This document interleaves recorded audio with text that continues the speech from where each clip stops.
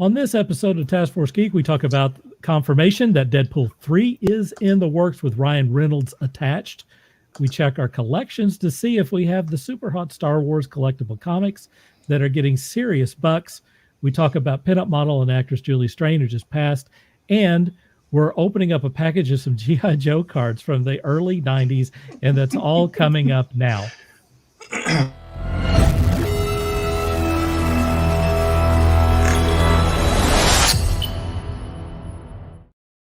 Welcome to Task Force Geek. My name is Dirk Hooper, and today I am joined by Scott.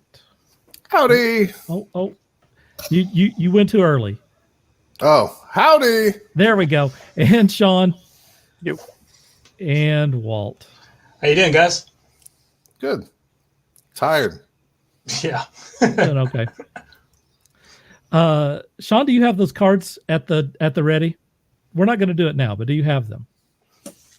If I knew we were opening up G.I. Joe packs of cards, I got like tons of those in my. Well, I think I have 2 full sets. Really?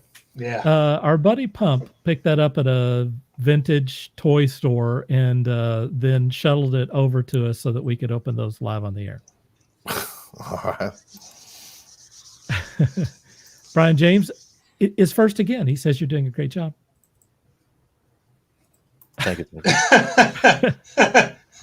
Wow. Butler says, Pump, stop that stuff. Steve is here. What up, Steve? And Butler says he has 3 full sets as well. Some people are ready to go here tonight. Walt, don't shake your head. He's lying. He has 0 of those. Is that fake news? It's definitely.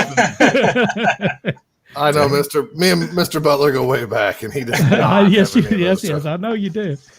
We are broadcasting live from my Facebook account, which is that right there, and from YouTube, which is that right there, and from Twitter and Periscope at Dirk Hooper Plus, that's right there. Let's get this show on the road. What do you say? Let's do it. So, yeah. Here we go.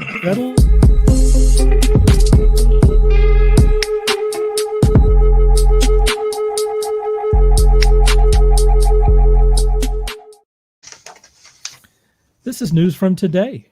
Collider's own Steve Weintraub recently spoke with Marvel Studios president Kevin Feige in anticipation of Marvel's first Disney Plus series, WandaVision, and during their conversation, Feige gave a promising update on Deadpool 3, revealed when filming will begin, and most importantly, confirmed the sequel will be part of the MCU. Quote from Feige, it says it will be R-rated, and we are working on a script right now, and Ryan's overseeing a script.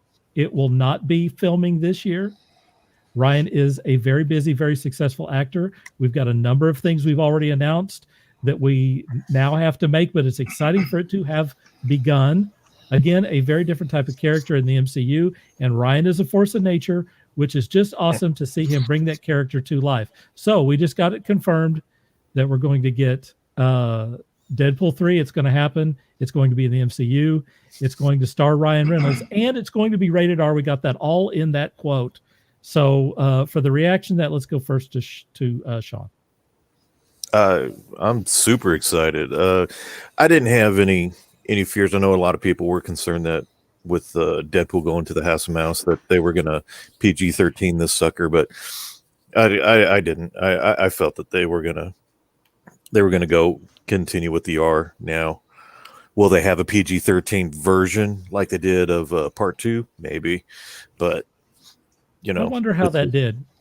I don't know. Yeah, I'm not sure either.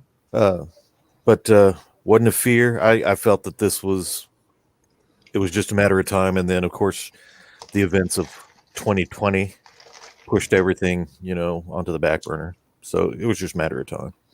Yeah. Scott, what do you think?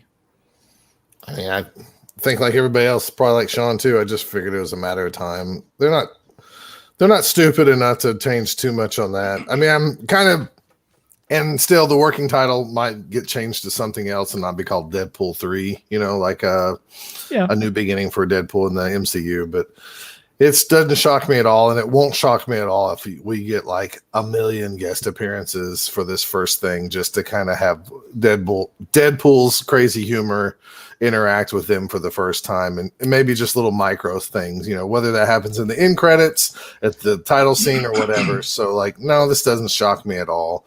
I don't know. It'll be fine. It's in good hands. Everybody who was worried about it shouldn't have. So, what do you think? Big, huge sigh of relief that we finally got this announcement. Plain and simple. It's like sigh of relief. Why? You sit around worried about movies? No, not worried, but just just like I do. like it's about time. I do too. It's about time. That they made this announcement, or at least confirmed it would still be a rated R movie. So Right. they don't cheese out on the story. So Right. yeah, I'm excited. It doesn't show in this face right now, but yeah, I'm excited. I think it's a pretty big deal on a lot of different angles. I mean, one, you got someone who's being ported over from the Fox universe. That's pretty cool. Although you could almost make the case that he was in the MCU. I mean, they kind of played to that on many occasions. It's interesting that you're also going to have Ryan Reynolds attached to this thing. There's no guarantee that was going to happen.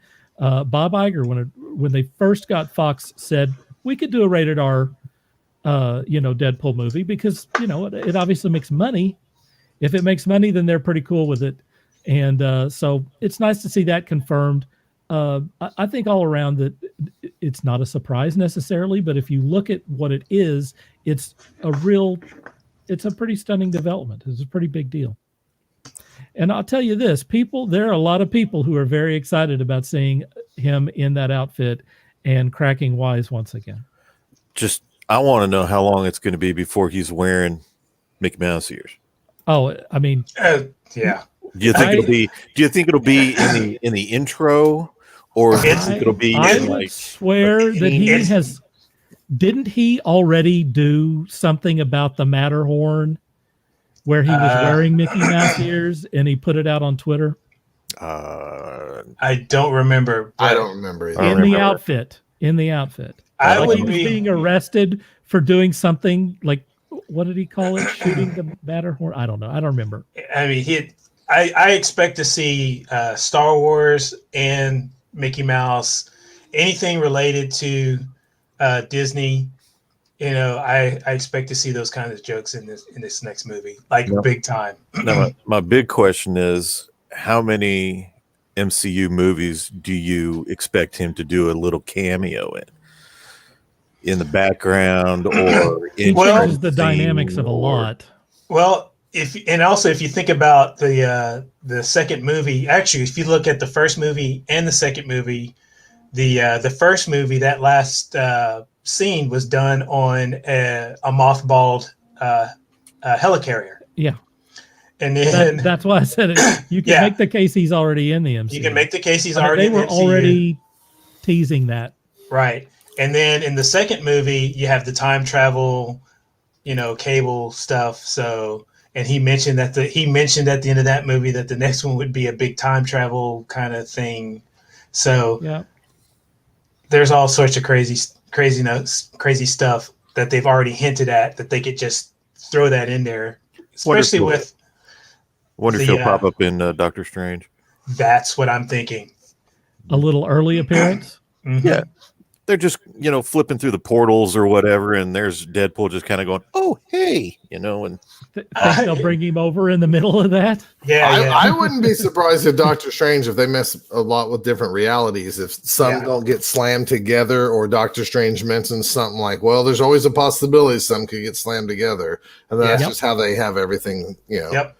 They could completely explain it within continuity. I think that's look. There's WandaVision's going to mess with a lot.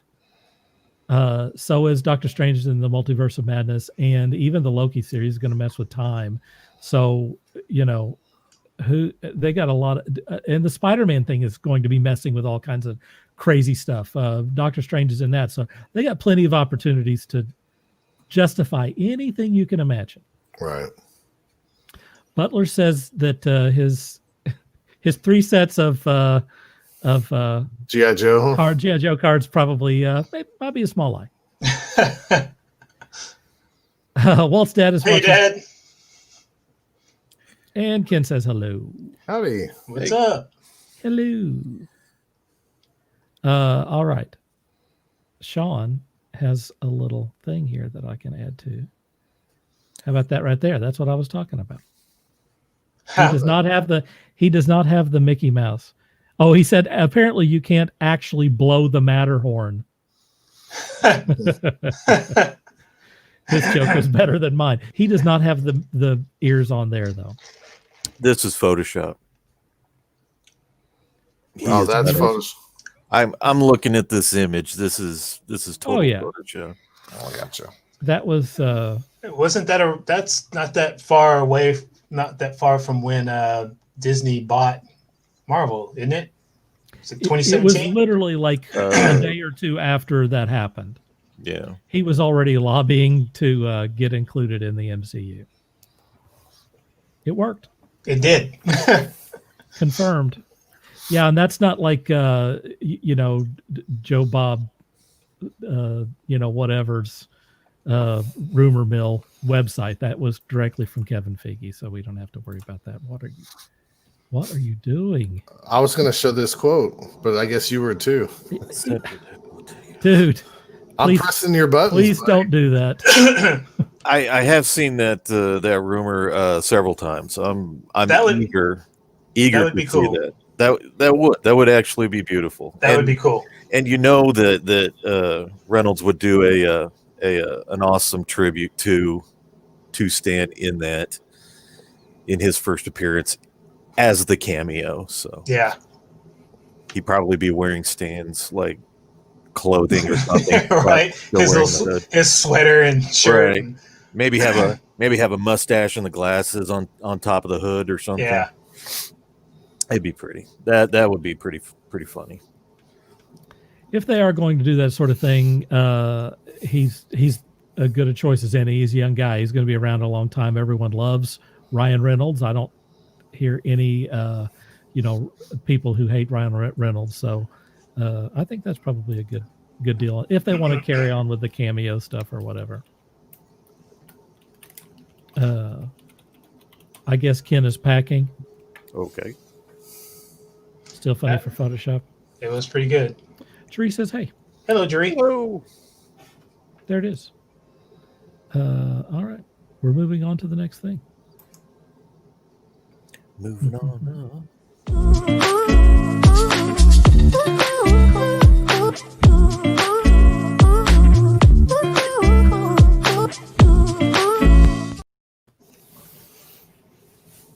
Had to take a drink of something. And so now I'm completely off my game here. Hey, go check your collections, folks. One of the biggest stories in the collectible comic book universe in 2020, bridging into 2021, has been the rocket ship-like upward trend of prices on high-grade Star Wars comic books. In some cases, retailers with large swaths of both Marvel and Dark Horse back issues have been sitting on some of these books for years, nay, I say decades, with no action, and may want to dig through their stocks for hidden gems. Here's the top 5 right now. Star Wars number 42, which was the first appearance of Boba Fett in the comic. That's a Marvel book. It's a Marvel book that's back in the 80s, folks. $4,350 it just sold for. Star Wars number 1, Marvel, 1977. I have that one. $2,750 it just sold for. Star Wars, the Clone Wars number 1, a Dark Horse comic, first Captain Rex and Ahsoka Tano. $22.95. $2,000. Star Wars Heir to the Empire, also Dark Horse, first appearance of Admiral Thrawn, which we might talk about here in a minute, $22.95. And finally, Star Wars 43, which is the second appearance of Boba Fett, is going for $1,200. Are you kidding me? That's crazy. So let's just get your reaction. Do you guys have these comics? I used to have several of these. I know I left those in Kansas City when I I have Made that some Star bad Wars. decisions about a girl. I have that Star Wars #1 somewhere put away. Do you? I have 0 of these issues. When Dark Horse took over the property, I didn't buy any of the Star Wars comics at all. Really? Not one interested me at the time, and so paying the price now. But I mean, people like Jim, who used to own the store, we had quite a few back issues of these They series. were cheap. If they're sitting in his garage, he should really go through these. Definitely. Yep. I know you guys are probably acting like this is fairly new. And maybe I just did wasn't mention it to aware of you it. guys. Well, I mentioned it, I thought, to you guys months ago about like how back issue prices are going up big time for like first appearances and stuff. And, I'm on the cusp of selling, I read a lot of comics, but I don't want to keep a lot of comics. And the Marvel series of Star Wars that took place, that they, when they got the rights back and everything, the story takes place right after Star Wars New Hope and goes all the way up to Empire. There's 75 issues and like 4 annuals and stuff like that. And I kind of want to get rid of them, but at the same time, seeing prices like these go up, it makes me think like what you find out in some of those stories, spoiler alert, is that, Han Solo was briefly married, to a lady. And like, if Disney grabs that story and, they publish it, and then it's gonna go skyrocket, right? So do I get rid of my issues or not? So I don't know.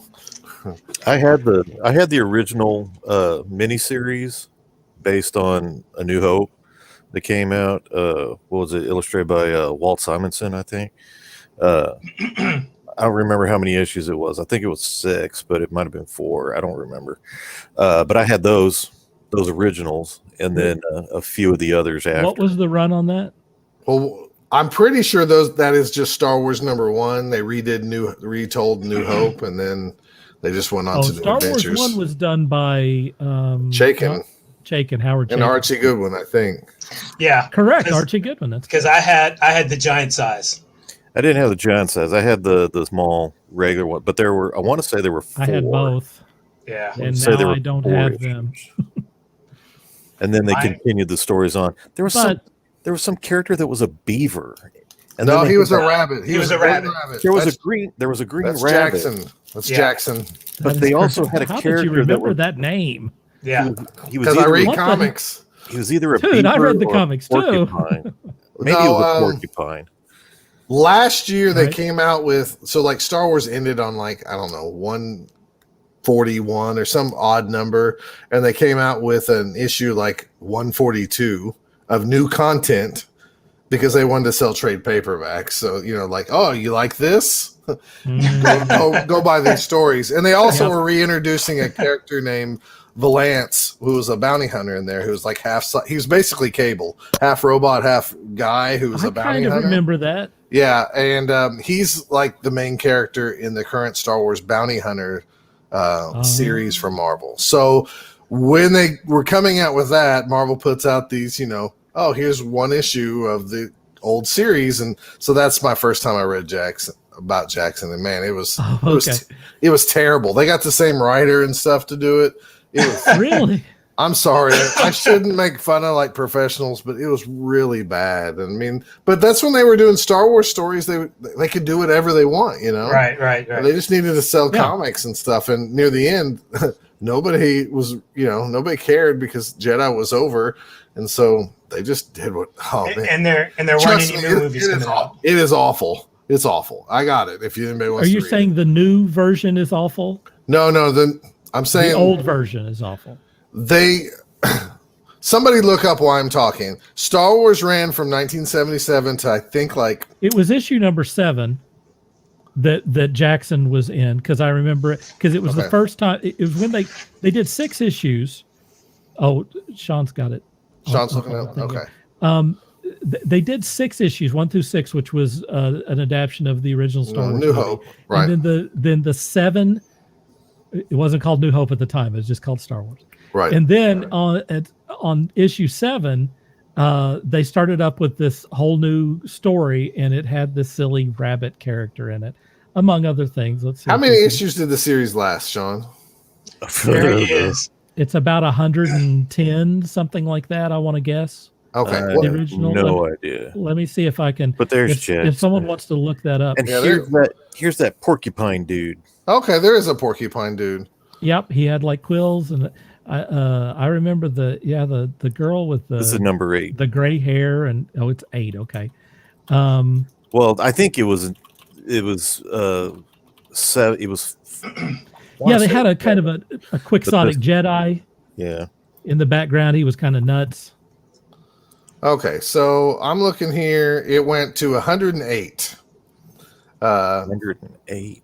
All right, I Yeah. was 2 off. That's not bad. And it had 3 annuals. So it started off like the New Hope, and then it just ran stories. And then when it came to Empire come out, they kind of like, took the stories in the direction towards Empire. And then when Empire was over, they did their own stories until Jedi came out. People forget how they didn't really know. I mean, Yeah. even George Lucas didn't really know what to do with the Star Wars universe. Right.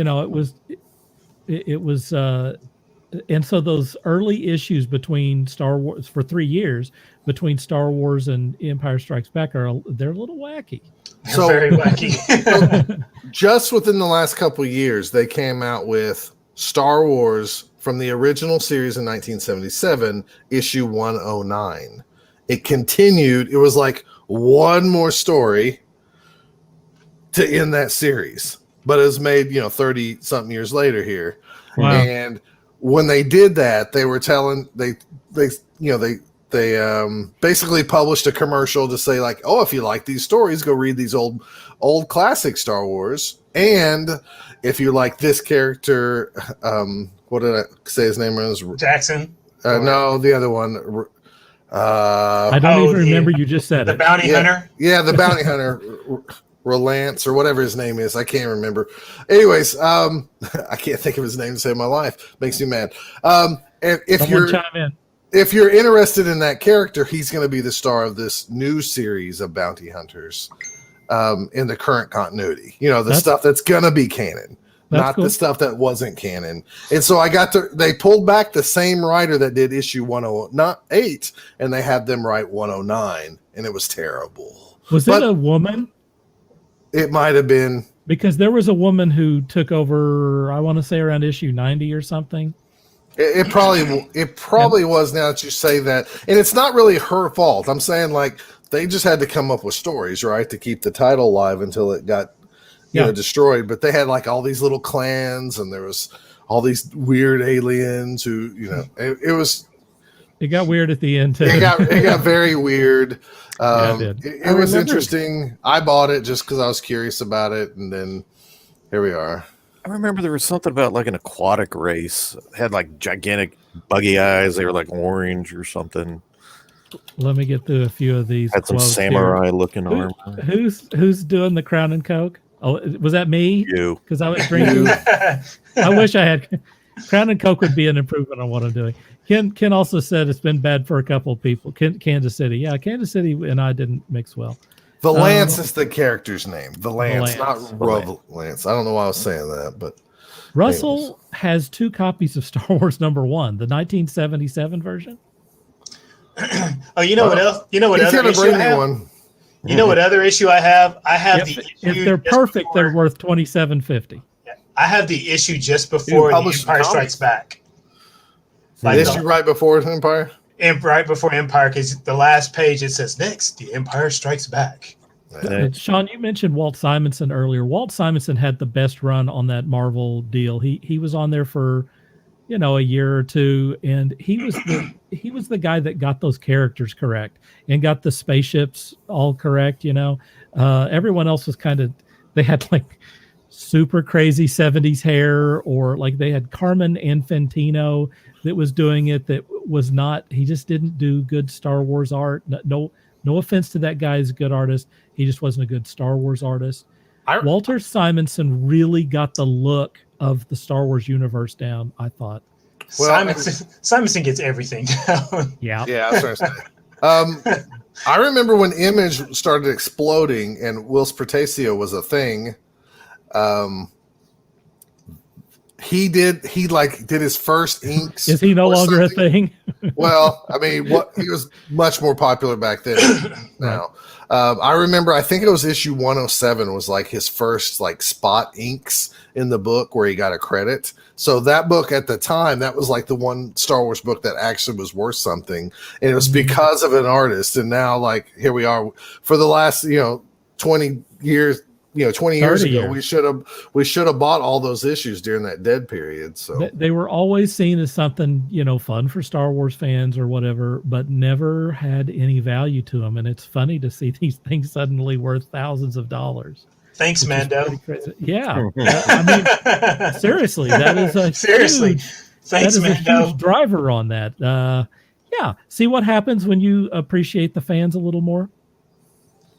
Lucasfilm.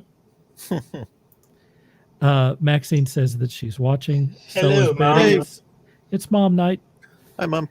And Russell says that he has 3 copies of number 42 with Fett. What? Russell, Cha-ching. take a nice copy, sell it, or maybe your third best copy, sell it, and that can fund your comic for a while, so I can read the next story. Yeah. What he said. There you go. How funny. Does anyone else have any comments on this? I had a lot of the early Marvel issues. I have to be honest though, even if I still had those first 6 issues I thumbed through obsessively. There's no way that they were of any quality. What was the first series? But some of the others were probably in pretty good shape. I got a haircut at a place. The barbershop had comics sitting there so you could read magazines and stuff. And they just had a few comics. And the guy would let me take one home every time I went in. Now, I didn't read them back then. But the few Star Wars comics I had were far and few. But I got them all from the barbershop. So. Now, what was that first Dark Horse Star Wars series? It was the Clone Wars #1 with the first appearance of... But I mean, the first... Star Wars story they ever did, wasn't it? The Dark Empire? It was Dark Empire, I believe. Okay, that was in the 90s, though. I mean, okay, because I have both Dark Empire 1 and 2, so those complete. They still might be worth something. All that stuff you should check. Ken says that he thinks they were in the 10-cent bins at one point. I mean, exactly. It was. Yeah. Well, nobody wanted them. They were trash. No. I mean, if you were a Star Wars fan, they were fun. They were obviously, even at the time, heavily removed from canon. I mean, even, no one pretended like they were, a real, look into the Star Wars universe. It was just for super fans. Fun. Yeah. Although some of that, there's a rumor that heir to, and it's just a rumor and it's probably not going to happen. But, there's a rumor that Heir to the Empire might be folded into some of the new stories.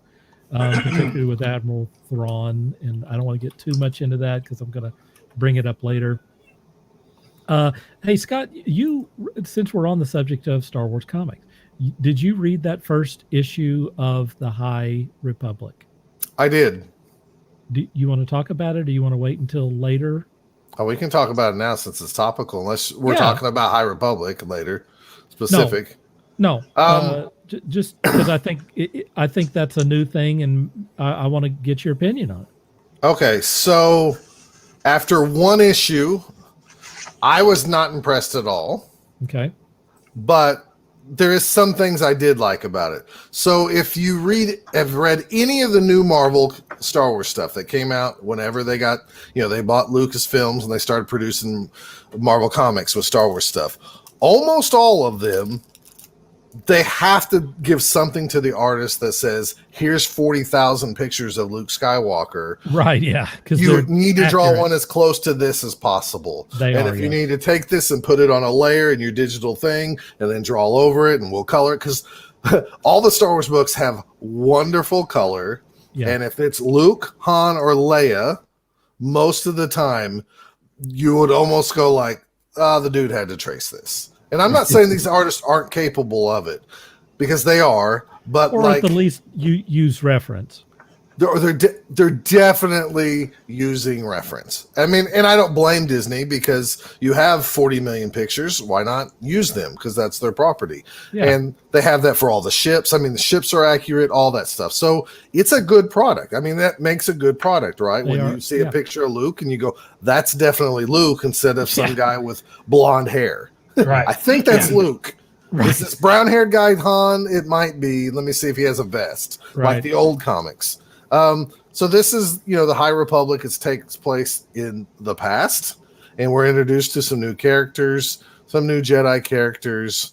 I just don't know if I don't care what's happening in the past or if it's really meant to be kind of a more all ages book. Like this number one, I said that last week, was a number one that if you never read any more, you got kind of a complete story versus like how most comics are today. You pick up a number one and you go, that's part 1 of 6. Oh, I gotta finish this out to see if I want to buy any more or not.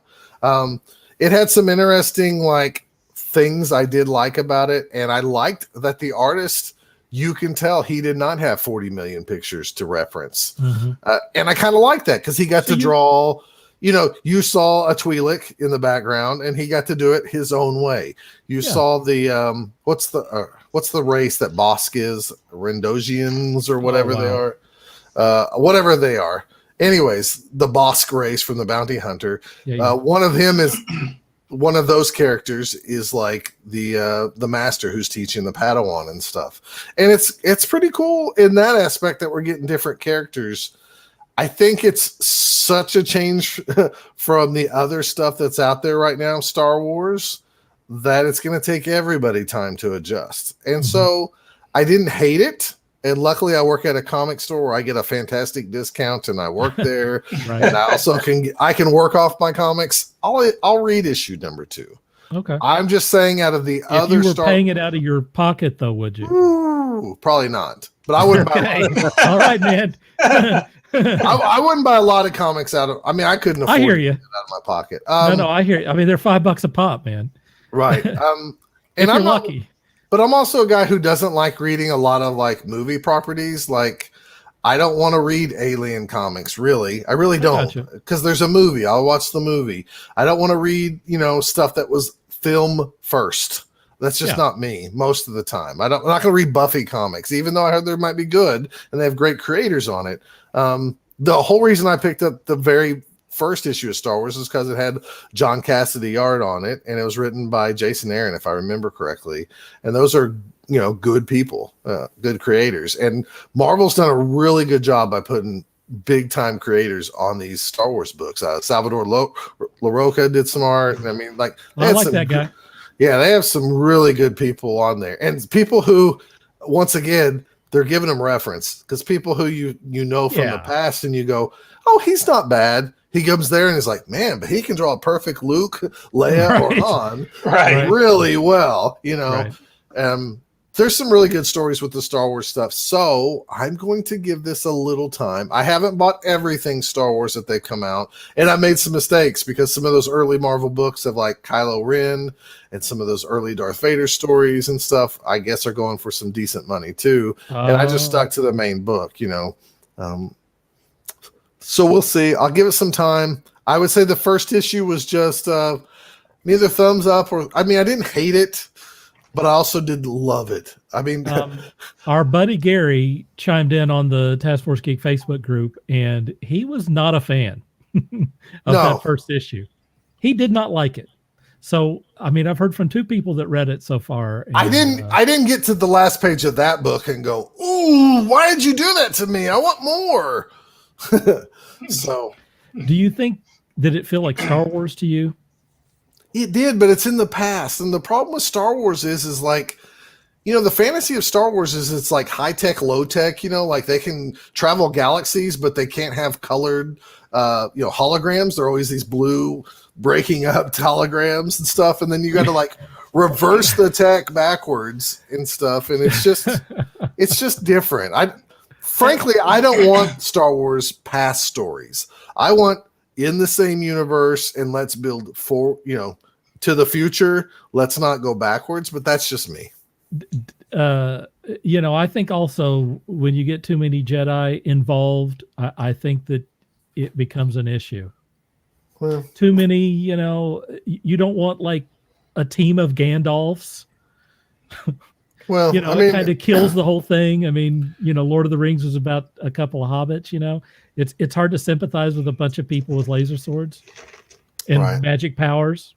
right. Well, this is all the setup for the fall, isn't it? Is this the setup? Or, This is 200 years before the prequel trilogy. I believe so. 150, 200 Yeah. years, something like that.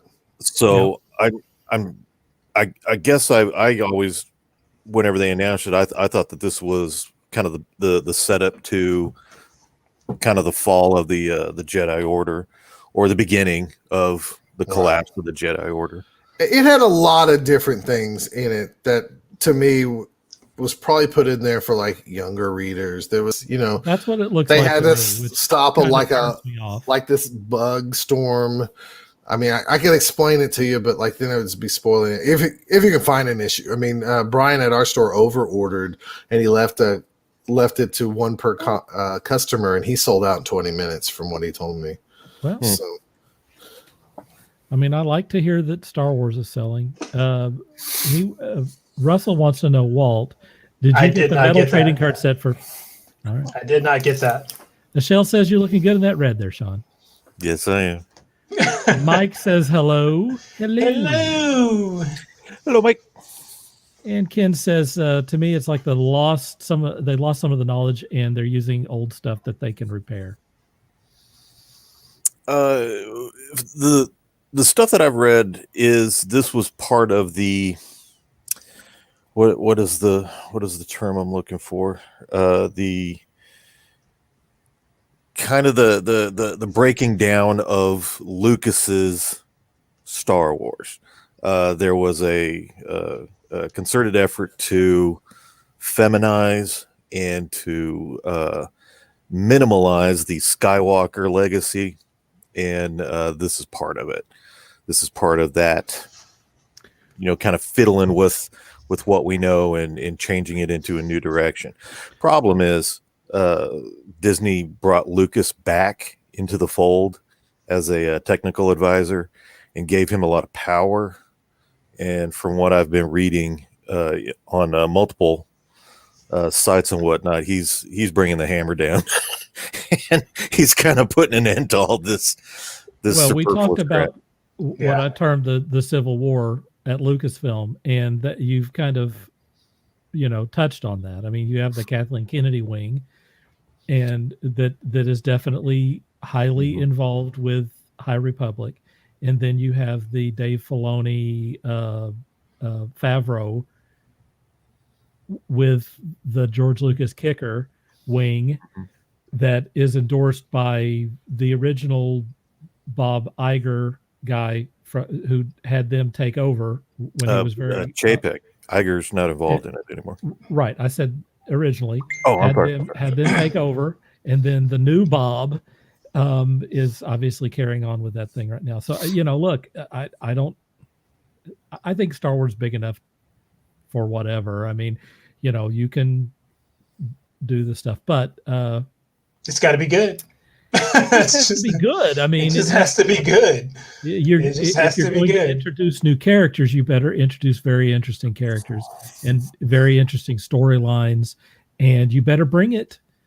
Because we are getting fed that stuff through The Mandalorian and whatever's coming after that, which is potentially pretty exciting. All right, we're going to move on to the next thing here. Maybe.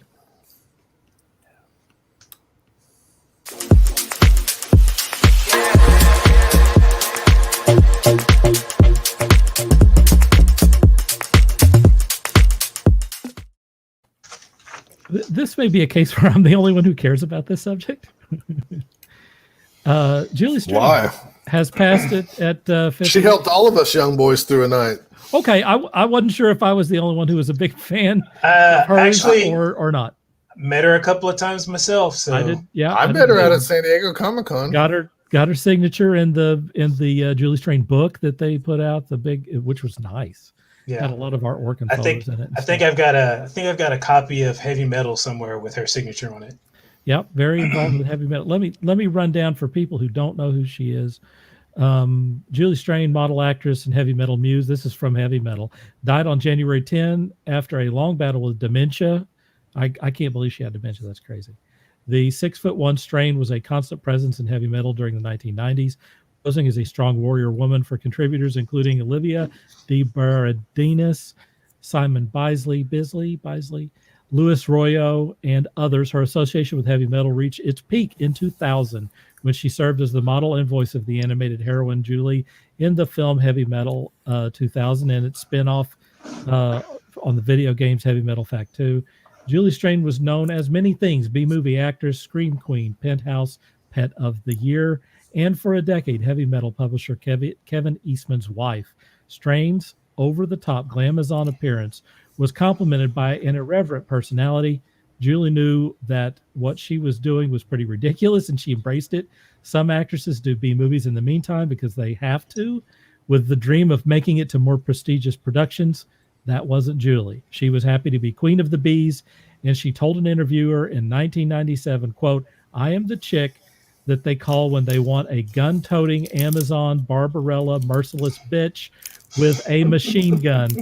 Vampires, witches, sorceresses, double agents. That's what I do, and I like to headbutt people in fights and kick them and spit on them and bust them in the balls." Unquote. That's Julie Strain. Yep. Julie Strain.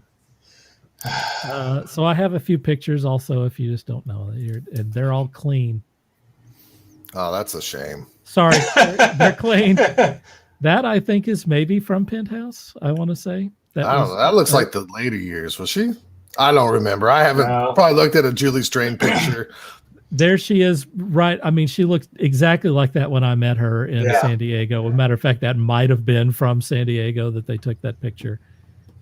This is the ridiculous Fact 2 or the movie version, the supposed sequel to. I don't claim it as the sequel to the Heavy Metal movie. And then finally, if you're into artwork, there is one of the many pieces. Royo. That's Royal. She worked with Olivia and Royo and many other people. She was the inspiration for all of these characters and stuff. Let's see. Let's go to Walt. Just talk a little bit about. I mean, if you met her, what did you? Like I said, I met her.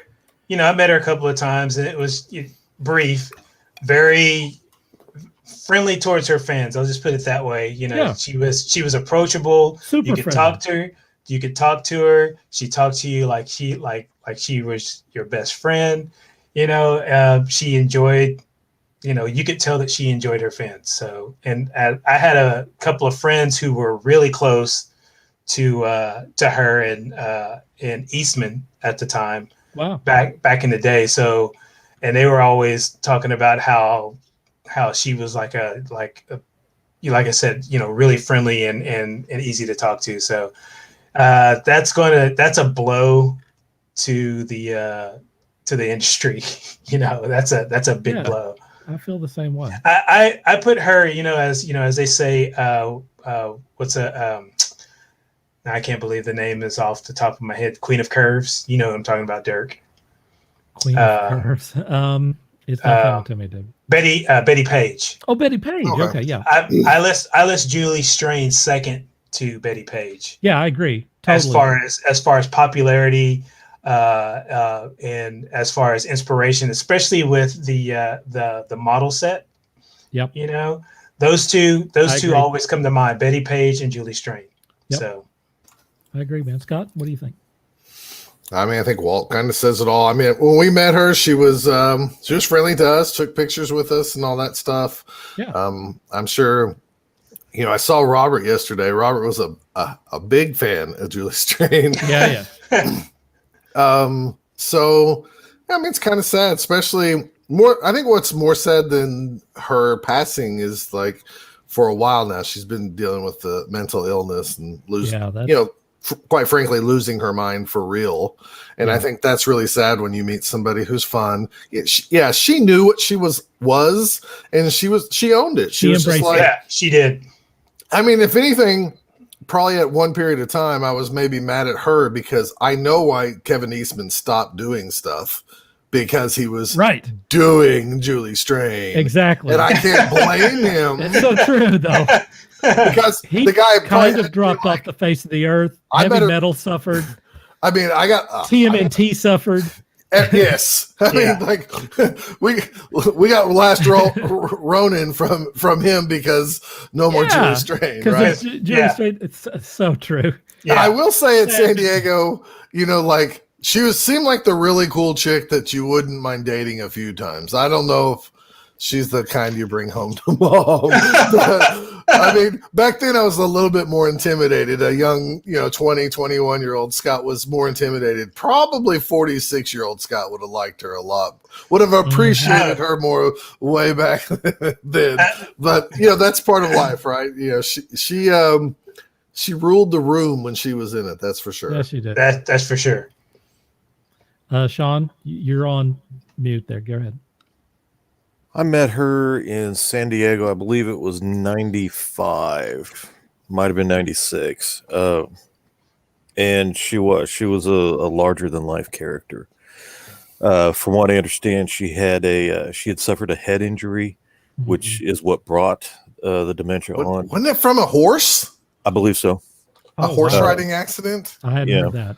So I knew it was a head injury. That's horrible. That's absolutely horrible. And for her to go as young as she was. Yeah, man. Mortality, man. Mortality. One of the things about her legacy, though, is she is immortal at this point. I mean, yeah. I mean, yeah. There's man. There's so much about her out there. There isn't a nerd alive that doesn't know who Julie Strain is, or if they don't, they should. we will personally take away their nerd card. That's for definite. It's terrible. It's a terrible tragedy. Obviously the injury itself is a tragedy, but again, the fact that she suffered with that. I personally, Dirk, you as well, have family members that have suffered from dementia and or Alzheimer's, and to see firsthand what that entails and how that affects a person and their relationships with their family and whatnot. It's terrible, and to go through something at that age, at being that young. That breaks my heart. I'm glad to a certain degree that her pain, her suffering's over. It's in the past now. She can her spirit can move on to that strange little heavy metal world in the sky.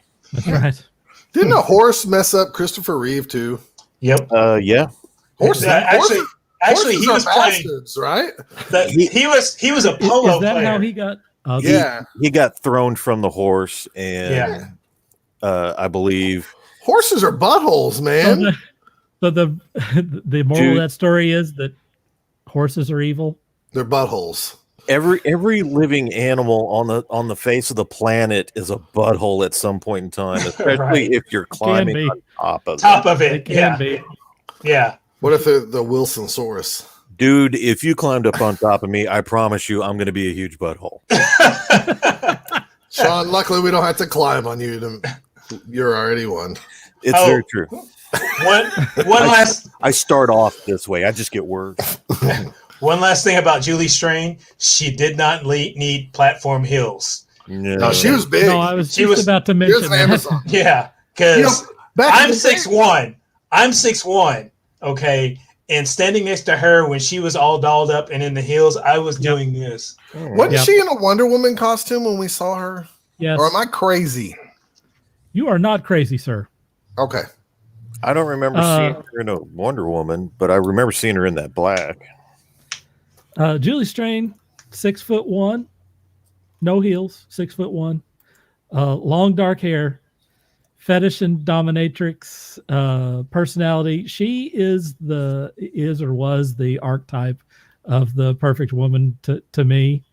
I really enjoy, and was involved with artists and all kinds of stuff. Just loved following her and getting to meet her. She was crazy. I mean, really wild.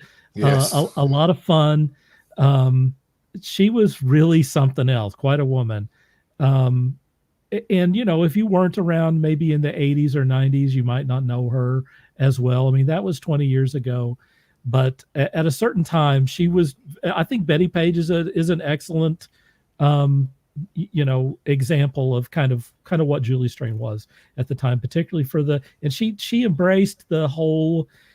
She wasn't embarrassed about being in these B movies or being involved with comics or genre stuff. She loved it. She really loved that stuff. She embraced that and embraced the fans. Which was really refreshing because a lot of people who kind of dip their toes in it, they become too good for it. She was definitely not that. And in the other angle of, my dad died last year. He suffered from dementia, and it got really bad the last 5 years. Just knowing kind of what she and her loved ones were going through for I don't know how long. For several years, maybe quite some time.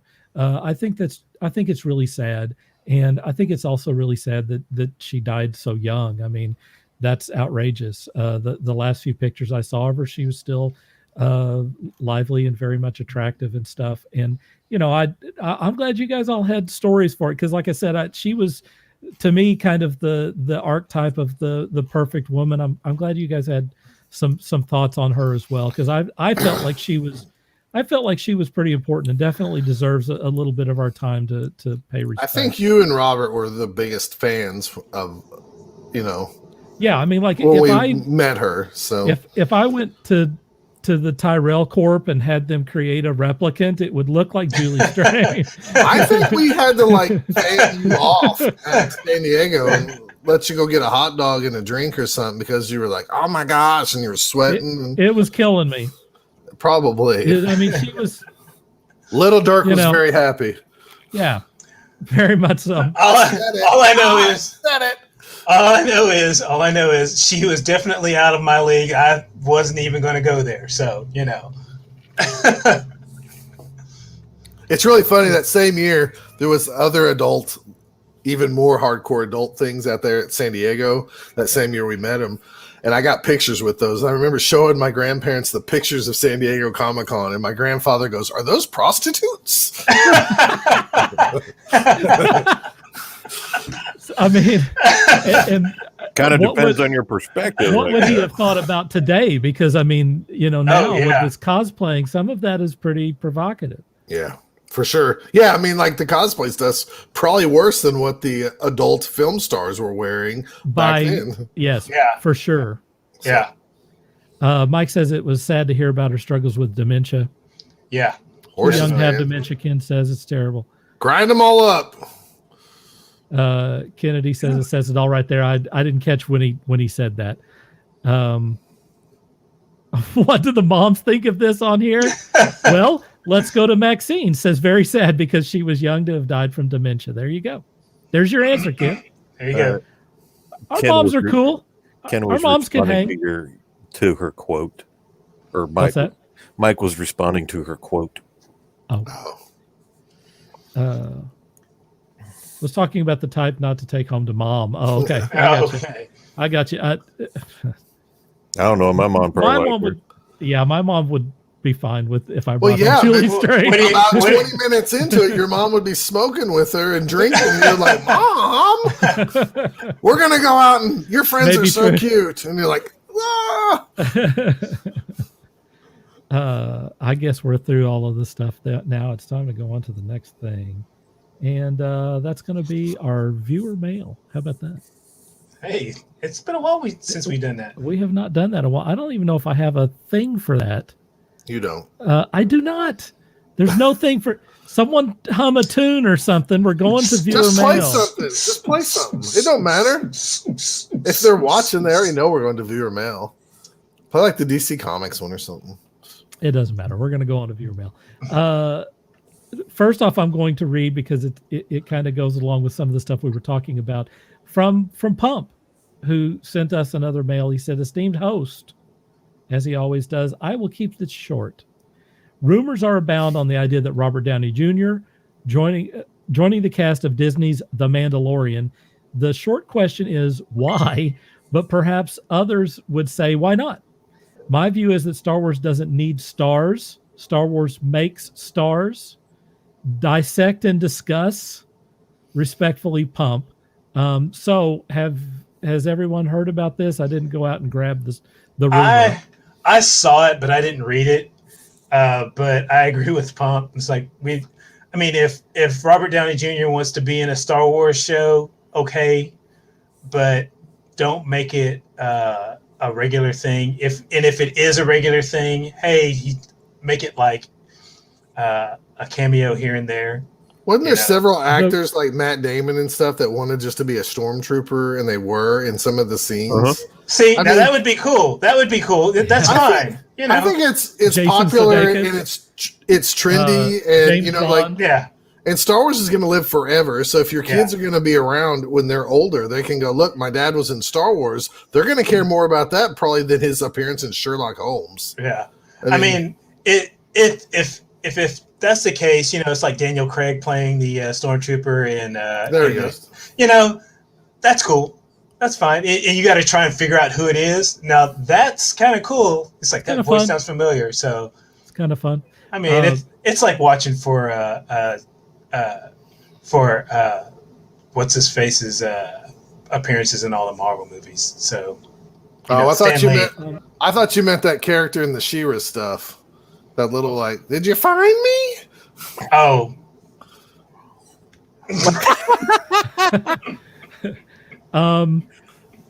Just to get everyone up on what the rumor is, Ahsoka Tano mentioned something about going after Grand Admiral Thrawn, and people are fan casting RDJ as Thrawn. So how do you feel about him as Thrawn, or do you think there's any possibility of it, or no? What are your thoughts discussed among yourselves? No. He's a blue dude. Yeah. No.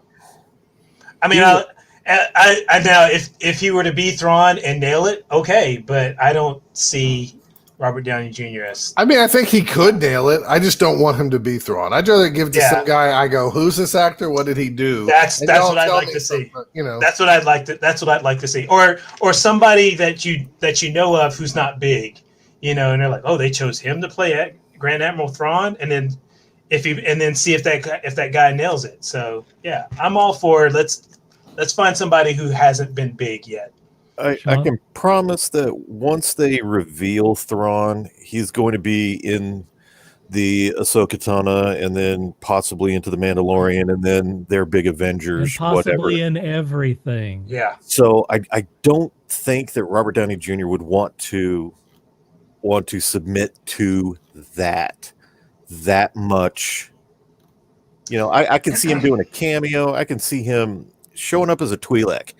Yeah. And being a casino manager or something. I could see that. His price tag is pretty huge. It's steep. Yeah, his price tag is really big. I mean, somebody posted a photoshopped version of Benedict Cumberbatch as Thrawn, and I about crapped myself. I thought that was perfect. Yeah, agreed. I don't hate that. I don't want him in it either, but that's okay. Well, I was gonna say, as cool as that is, he's got Doctor Strange. I don't need to see him in every Disney property. There's other people that I would love to see in that role. Like you say, nobodies. They've done stints on TV, but they weren't a major character, or they've been around. You know who they are, but you don't know who they are. You've seen them before, but you're not sure. Give some of those people. You some know, chance. I'd even go for somebody who was popular at one time and you haven't seen from anymore for a while. You mean like Gary Busey? No. God, Gary Busey. Woo! Let's get him in these movies. Oh, wow. As Stone Cold Steve Austin once said, that just ain't gonna happen. Fat Steven Seagal? No. Oh my Lord. Like Zachary Quinto. Right. Quinto. Actually, Zachary Quinto would be that'd be not a bad choice. We haven't seen him since the last Star Trek or whatever or whatever. Actually, the guy who's playing Spock now is pretty damn good. But he's playing Spock now, so he is. I don't think Jeff Fahey. You can't cross the streams. Yeah. So Jeff Fahey. I mean, Zachary Quinto would make a good Admiral Thrawn. I think if you want to see a lot of Thrawn, you gotta root for it to not be Robert Downey Jr. because that guy got paid $200 million to do Endgame. So I think that you're going to want someone who's not such a big star so that he can be in everything. Right. So they can afford to put him in there. Look, RDJ is a huge draw, no doubt about it. If you put him in something, people would crap their pantaloons, but it's you don't need it. You don't need it for Star Wars for sure. What about Michael Anthony Hall? We haven't seen him in a while. Mm-hmm. That's probably the reason why. I mean, I don't hate him, but I don't know if I want him as Thrawn. I'm sorry, Sean. He was in some of your most wonderful 80s memories of Johnny Be Good and other craptacular Breakfast Club movies. Actually, I was thinking of his TV series, The Dead Zone. Yeah, that's what I was thinking of too. I didn't mention that because I was hoping you didn't watch that. It's adult Anthony Michael Hall. He's amazing. Set your VCRs, everybody. Jesus. Ricky Schroeder, Dan. Ricky Schroeder. Excuse me. Richard Schroeder. I liked him in Lonesome Dove. She did. He was the kid that rode the train through the house. It was amazing. Who does your makeup? Dove. Well, I don't know what that was in reference to.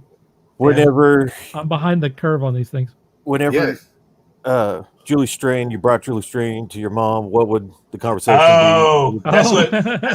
That's probably what Mom would say. That'd be a good place where they could connect. Or shoes. Yeah. Sky high shoes. Ken says hell no to one of these casting choices. Kennedy likes Fahey. Not Fahey. He got to meet Hall. And he said he got to meet Anthony Michael Hall. Anthony Michael Hall when he was doing Dead Zone. Where was he at a convention or something, Ken? Dude. Stop. Dude. I'm just if y'all like him, that's fine. I'm just giving Sean mainly a hard time. I'll just say that he was a better straight actor than he was a comedian. Way. Okay, so Pump, in addition to sending us this viewer mail, also went to a vintage toy place and picked up a pack of G.I. Joe trading cards from 1992. Am I correct on that, Sean? Let's see what the package says. Ken says it was in Denver that he saw Anthony Michael Hall. There's an offer on the back that expires March 31st, 1992. There it is. So it could actually be 91 or 90. I bought these from Planet Comics back in the day. Yes, as did many on this panel and watching, I'm sure. I believe they were $1 a pack, which was fairly expensive at the time. Sean, let's have an unboxing. Show what it is. G.I. Joe. Yes, I remember those quite in the package. Fondly. In the package. This is the day and age before computers, kids. When we got suckered into buying getting pieces of trading things cards is the sort of thing that you did. That didn't do anything. But you have to remember, Marvel started that. Does this I mean, have they gum do. in it? No, I don't believe those do. I have some Apparently that baseball was- packs from 30 years ago that do have gum. I will let you open one if you promise to eat the gum. How old? At least chew 30 it. years. I don't want you to eat it, but you can chew Yeah, it. you can chew it. What? Wait a minute. What How was old? it? What kind of card pack is I it? got baseball cards with some. Oh, baseball cards always came That's with no gum. fun. See, I when I was a young lad, we would always stop the last ice week- cream truck. We would stop the ice cream truck that would have Star Wars trading cards. What? Always had the bubble gum. Yep. Yeah, that's it too. They're all made by Tops at the time. Michelle says that we're a bunch of hoarders. Yes. Well, that's better than being a Hey. hoarder. Hey. Dude, Hey. I'm sassy. I'm tired. You are sassy. dude. No, we are. Alright. Michelle, you're exactly right. I go through this all the time. We are hoarders, and It's like, do I to keep varying this? Do I don't? degrees, but and with different things. But yes, you're probably correct on We I call wanna it, we are not hoarders. We just have a hall of shame. That's all we have. that. The bad thing is like I look at all this stuff and I go like, oh, this is worth $400. This is $300, and I know my kids are just going to sell it for take everything for $150. Can't How take about it with you, as they 75? say. Okay, well, just take my dad's crap out of here. I made sure recently. for your enjoyment. Oh, Yeah, what do we got? What cards do we have there? Yeah, let's see it, All man. right. First up, we have You got to put it right in the camera, man. There you go. That's Tunnel good. Rat. Tunnel Rat. All right. That is Yeah. card number 140. I do have. This is the very same card set that I have. Yes. Sweet. Let's see. Next up on the honor roll is Oh, that's 'cause he's Breaker. dead. Yeah, he got killed. He got killed. Yeah, Saw Viper got him. Yeah. honor roll series 1 number 183. I was thinking about what Michelle said. She's right. We don't want to be hoarders. So if she would like to hand me that Captain America shield she has in her house, I would gladly take that off her hands, along with You'd the like Thor to- hammer. If you like, man, I would like the Thor hammer myself. Oh. Talk to Ronnie. You can make it. I am all about Mjolnir. Let's see. Here we have the motorized battle tank Mobat. Oh, there we go. That All was There you go. There you go. That's the best. That's view the right there. perfect place right there. Yep, there's the place. I had that when I was a kid. That looks pretty That's, cool, man. Number 60. Let's see. Ooh, liking this one. It is the Astro Viper. Ooh, over here. Oh, there we Astro go. Viper. Card Michelle's number laughing. 80. It's got That's when they started, jumping the shark. Yeah. G.I. Joe Special Missions. There Yeah, you go. right about there. Maybe there you go. I just bagged Tilt it back that just a bit. issue up. There you go. That looks Card pretty number good. 92. Yeah, yeah. Let's see who we got here. We have seriously, this was a character. We have The Raptor Road Tracker. Rash. Tracker. Tracker. Oh, card yeah. number 136. Is he a football player or something? Yes. It That would was- appear. Or That is was he what- wrestling? Was That's that the weak sauce. 2000 Battle Force 2000 line? Brr. Tracker could pick up. What the heck? Oh, well. Watch Sean read small print. The bifocals are coming. Let's see. Okay. We I'm gonna have- go. This was Oh, okay. Here we go. Tracker was in '91. Real American I'm sure the Hero. audience is waiting with bated breath on these last few cards. This is great video. I don't know if those cards had Wow. rarity. I know this was a cover, a Yep. comic Yes. cover. Yep. You said some of these are rares. No, I said I wonder if they had rarity back then, Oh. or if they were just all random. Like Oh, here's you one buy for a you. I card think pack that's now, kind and of a there's good thing. Yeah. Here is I- the Cobra where they- Hydrofoil. Oh, I had that thing. Oh, Yeah. I love that. Yeah, that was a good one. That's one of their good vehicles right there. That's card number 17. All right. Here's a fan favorite, Firefly. Yeah. Right. Tilt it back a little bit, buddy. There, right there. Yeah. Yep. That is a fan favorite. Card number 38. Right. Let's see here. Heavy Duty. I remember Heavy Duty. That's he drove the other tank. Man, right? how many cards are in this pack? Heavy Duty was actually Roadblock's cousin. Oh, okay. Well, all right. We have the world's foremost authority in G.I. Joe here. I believe this was another cover, if I remember. Between Walt and Scott, we can answer any questions you got. Special Missions. Yep. With Snowblind. No, Snow Job. Apparently, his name is Snow Job? Yes, for real. For real. And don't you make fun of him because you turned into adult. Because as a kid, everybody wanted that because he had a backpack, he had a gun, and he came with skis. He was awesome. Right, Walt? Well, I never had one. His name was Snow Job. It's actually Snowblind on the back. That might have been the right story there. Name. That was the story. Look at that. Walt has it right there. Go to Walt. Yeah. Oh my gosh! Wait, hang on. Let me get on here. I remember that guy. I had that character. He's got the figure on the. I mean, he's got it that quick. There's the figure, folks. That's a new release, isn't it? Yeah, this is from the 25th anniversary. Nice. Dude, I wanted that figure so bad. He had skis. He just didn't have a rifle and a crappy backpack. You could put the skis on the backpack and he could walk around. And then you had to every one of your missions was like, well, it's snowing outside now. We need Snow Job. He's got the ski poles, the gun, and a handgun right there, a handgun and a backpack. And then you get to about 7th grade and you go, his name was Snow Job? Snow Job? Oh my gosh, it's so lame. No wonder all the adults teased me. Oh, by the way, Tracker is actually a Navy SEAL, so I had to look it up. Interesting. It's one of those last figures that came out before G.I. Joe went away. Walt, who was the African American Arctic Trooper that replaced Snow Job? Hang on.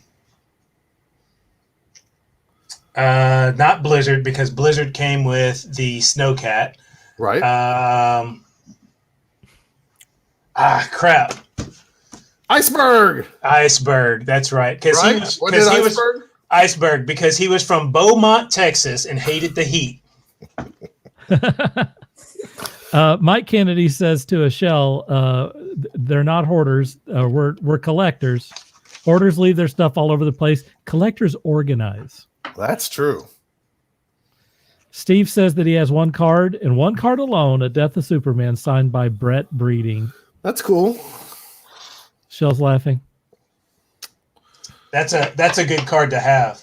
Steve says he can sense Walt drooling to get his hands on those cards. I've already got 2 sets, Steve. I've had a set, got rid of a set. And now I have unopened packs in my kitchen. And I have Lucy's. Ken wants to know how many cards total. 50. I mean just in that pack. In that pack, how many come with? 12? 10, 12? Okay, speaking of cards, I just happen to have a stack of cards here. They're not G.I. Joe. There are 12 cards in here, and one of the cards is a checklist. What about, is there gum in there? No. No gum. No gum. I am very sad. If you find some Star Wars cards or something, I will eat the gum. Will you? Don't say that, because I found black hole cards and Tron cards just last year. Well, the year before the year of COVID. He didn't bring me black hole or Tron cards. I will eat the gum. Okay, you're gonna eat gum eventually on here. So speaking of cards. Last year, a coworker. I would love either Tron or Black Hole cards. So bring it. Oh, you are eating so much. I get to keep the cards though. I don't give a crap. I'm ready to go to a road trip right now to Houston. I know where I can get some. I will eat it. They have a show on Discovery or something where people eat old crap. No. We'll do a segment on that. You will. You two will die and get the poops, and me and Walt will laugh at you. It's gum. I can't imagine that it's like it will disintegrate. Gum. It will disintegrate. I think probably so. Yeah, it'll just melt out and liquid. But I don't think mouth. it's not like something that's milk based, which would kill you. No, or something that's surrounded by 40 rust, years ago. It might be, which would give you whatever. It might be made out of asbestos. Rickets. I don't believe they made gum out of asbestos. They could have. No. A shell loves Scott's enthusiasm. I was a little boy. So speaking of cards, last year a coworker was like, "I got a bunch of collector's cards. Do you want them?" I'm like, "Sure, give them to me." So they were baseball cards and DC cards. Nice. I remember those too. Yeah, we played a lot of that junk. And so he's like, I don't know if they're worth anything. I said, well, I've already got 4 sets of them, so I'll take them and just give them away as Lucy's. That stuff little kids actually had a market for a while. I remember the Jim Lee All X-Men trading card set was a big deal. Trading cards were huge right before all the big 95. Well, and then card collectible games, like Magic and other things came out. Pokemon. And that replaced, I think, the trading cards. I mean, it did. There was trading cards of like the cheerleading trading cards, and people would buy those and collect them and stuff. I mean, we talk about Dragonfire Comics, but I remember Jim always at Planet Comics sifting through the cards to make sets so y'all could sell them. Yeah. So absolutely. It's crazy. Steve says, what's the big deal? Card guns probably last longer than Fruit Stripe and do less damage to your mouth. Oh my gosh. Fruit Stripe is the gum you want to be amazing. That's horrible. Yeah. Speaking of Fruit Stripe, Steve, you better post that car on the Taskforce Geek. I know Sean's about to stick up for Fruit Stripe. We all want it to be good, Sean, but it's just not. It's good for about 2 minutes, if that long. I got a pack of it on my end table. Well, it's still not good. You can keep eating it, and it has that taste for about 2 minutes, and then you can put another piece in your mouth. I don't even know if it lasts 2 minutes. I don't know if it lasts 2 minutes. I said if any, But again, that's another one of those deals that goes back to when I was 5-6 years old. Didn't matter that it only lasted. It had the cool zebra on it. I mean, that's what we bought it. It had the cool stripes on the gum. Gosh. Yeah, of course. We on loved the it back then. On the gum. Hey, if you guys want to send us some mail, you can send it to taskforcegeek@gmail.com. You can do it anytime. If we like it, we'll read it on the show. And you can send us your cards also. We will eat the gum.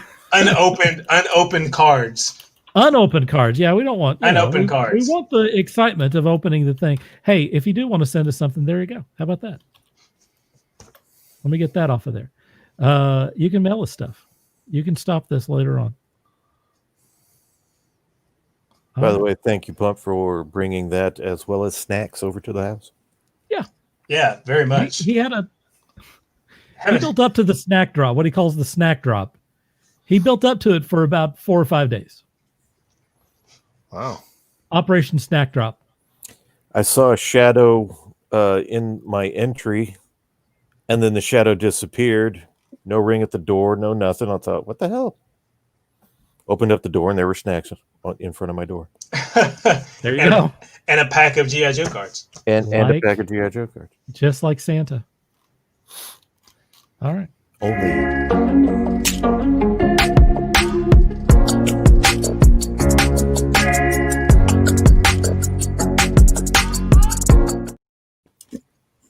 I stepped on your whatever you were going to say there, Sean. I just said only better. Oh, only better. Better than Santa. Better than Santa. All right, we're on blast. Let's go to Walt first. What am I on blast about today? Dude, you usually have like 18 things. So over the weekend, I received something that I ordered. I wasn't expecting it to come this weekend, but it did. I if any of you have been to my Facebook page and seen my profile picture, it's a painting I did a few years ago. Yes. I ordered prints, and I finally got these prints Cool. of this watercolor painting that I did. Very nice. Like analog watercolor. Analog watercolor. Nice. So, and it's I call it a boy and his dog. It's actually a dog that she's gone now. Oh, Name was Heidelberg. She passed away back in 2012. But I took this photo and I was like, that would make a great painting. So hell yes, it'd make and also a great avatar. So there's that. I got a few prints. I'm going to send them out as gifts to some family. Dig it. So thought I'd share that with everybody. You I got also wait a minute. Let me ask a question. You also shared some stuff like a picture of Batman. What was the story about that? Do you mean on the group page? Yes. I don't. It was the something that, Frank Miller inspired Batman. That's a guy. I can't remember his name off the top of my head, but he does this comic strip of DC characters as kids. Okay. It's an unofficial. It's like an unofficial little story that he does, and he's got a website and everything. And I follow him on Instagram. I put you on the spot there. And he does every once in a while he posts something on Instagram, and I saw that because he's got that Frank Miller style Batman. Yeah. But if you look at the full, but it looks like the animated series version of Frank Miller's Batman. Right. But if you look at there's like the close up of the face. But if you look at the second page, the second photo, it's that Frank Miller Batman with his little kid Batman. Yeah. So and I can't remember the name of the strip off the top of my head, but if I remember, I'll put a post to his website on the Taskforce Geek page because on Facebook. On Facebook, because he's got it's a really cute story. Right there, folks. Taskforce Geek on Facebook. Go check it out. Hey, join us on there, by the way. There's a lot of good stuff. It's really good stuff. His artwork is really, really nice and clean. And like I said, he does all of the DC characters as kids. And I mean, and I don't mean like high school kids. I mean like little kids. They're little kids, and he does these little cute stories with the characters and everything. It's really good. So, wait a minute. Here we go. How about this? Yeah, that's it. Ask and you shall receive. You did those? No, I didn't. Yale Stewart. I thought those were pretty cool. Also cool. Yeah, you should check out his stuff. Blue Line. I like that you can still see his process. Yeah. It's good stuff. What is that? The strip right there? Let's see. That's one of his strips that he's doing there. I dig it. Yeah, his stuff is really, really cool. I found him on accident one time a couple of years ago. Kind of a Scotty Young type. Yeah. Old Scotty Young. Right. That's cool. All right, we're going to go back to Walt. Did you have more to do on this? No, that's about it. Other than that, I've just been, watching TV. Nothing special. That's cool, man. Oh, wait, I forgot. I said I was going to mention this. Did anybody watch the NFL game on Nickelodeon over the weekend? If you did, I did not watch that. I didn't watch it, but I heard about it. You can go on YouTube and find how they had, when the teams made touchdowns, there were slime cannons, the slime zone instead of the end zone. I love that. There were virtual slime cannons that shot slime all into the end zone. The replays were animated block characters, and the field goal nets were SpongeBob. So if you ever get a chance to look that up on Nickelodeon, look it up. I think if they do that throughout the rest of the playoffs, I'm going to be watching some playoff games because I'm really not, even though my team is in the playoffs and everything, I'm really not interested in watching playoffs for some reason this year. I don't care. But if they continue to show games on Nickelodeon, I will watch the games on Nickelodeon. Ashell says that she really digs the look of those DC kids. The Nick F bomb. We I were heard talking about that. That on Nickelodeon, someone dropped the F bomb. Nice. Kennedy says he saw the video on that. Yeah, so we got some people that saw some of that. All right, next we're going to go to Sean. You didn't show the deal. I'm sorry. I thought this was for your deal. Hang on. We'll go to this. And then this. There's the slime zone. That is pretty cool. I have to say that looks like something that would be maybe even a little cooler than their normal routine there. Oh yeah. That's pretty cool. That is pretty cool. That's a winner. Much like Walt, I received something. Good deal on bringing that up there, buddy. I received a package this weekend that we were talking about, I believe, after the show. Yeah. And well, I couldn't hold back any longer. Saw a really good deal on it, so I went ahead and bought it. Dude, you ordered this during the show, did you not? Last week? I think while so. we were talking. Was it during the show or after? I'm pretty I sure think that so. you ordered it during the show. Yeah, you ordered it during the show. Okay, well, it came in Woohoo! the Akira box set. What are you gonna do with that? Read it. I mean, will you? What do you do with books? Dude, you have board games you won't open and let me play with you. Wow. Hey, Steve, Shank, are you paying attention to like that? I would like to play that That game is too, awesome. by the way. I would like to go in on wanting to play that game. That looks awesome, Sean. It looks amazing. Why is it not effing open? Yeah, that's what I'm saying. I can understand a toy box or something, I call dibs on that if Sean dies. Damn. I don't want you to die, Sean, but if it happens, I call dibs on that. Wow. All right. Dude, let's open it right now. It comes with the Yeah, complete prove it. set. Prove us that you're going to open this.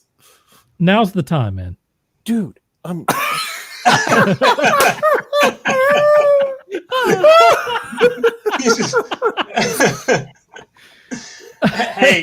hey, Sean. I'm not going to force you to open it. Uh-oh, there We he want to goes. see the goodies. This is an epic night. We open cards. I know, I love it. And, doesn't that feel good? Michelle says, do it, Sean. Oh, Steve says, want so badly in caps. yeah. Now, when you get done with volume one, Collected, not hoarded. in all Teresa says honesty, collected, not hoarded. when you get done with volume one, I would love to borrow that. oh mother. Steve wants the set if Prime gets hit by a bus. Okay.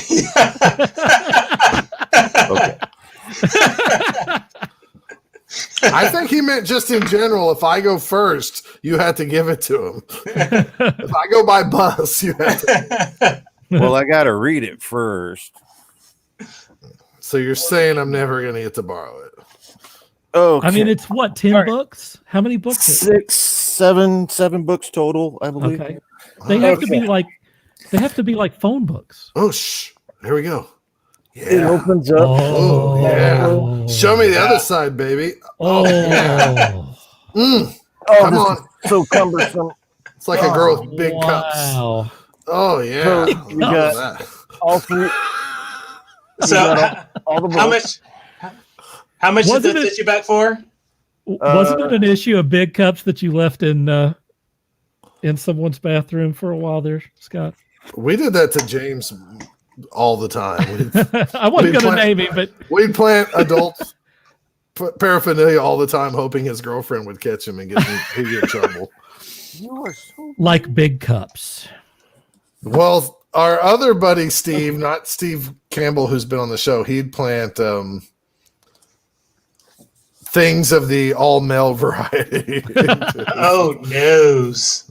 all right. Oh, Sean, that is Oh. pretty. Those are even hardback. Oh my goodness. Mr. Pause and Soak opened it. Wow.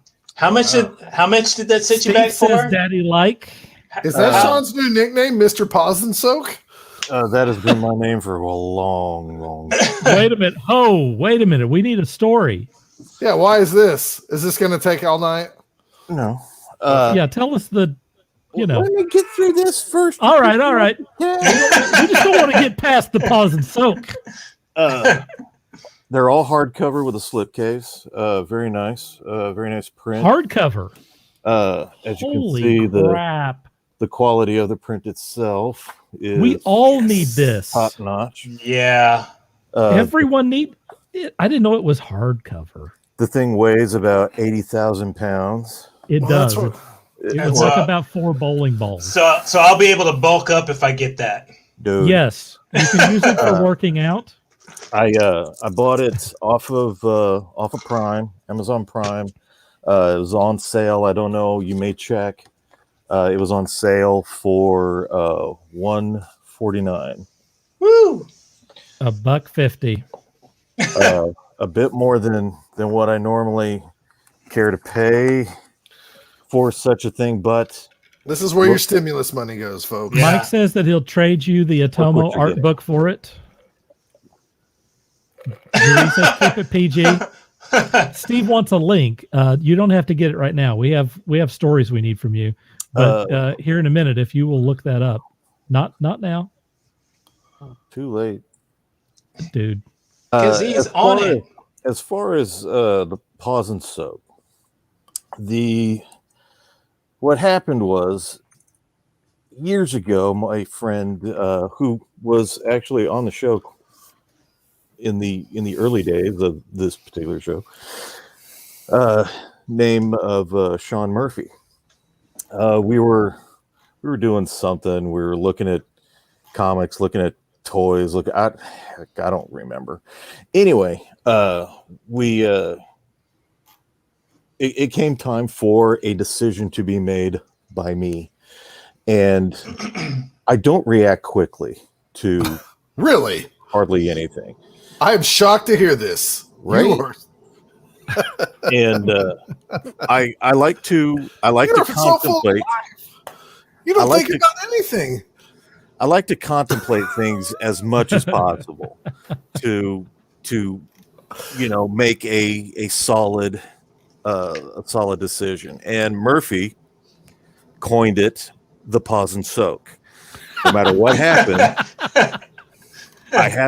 it takes a moment for my brain to register that it occurred, and then it takes me another moment to figure out what I'm going to do about it. So yeah, that's how it all came Wow. to be. I am not one to make rash decisions.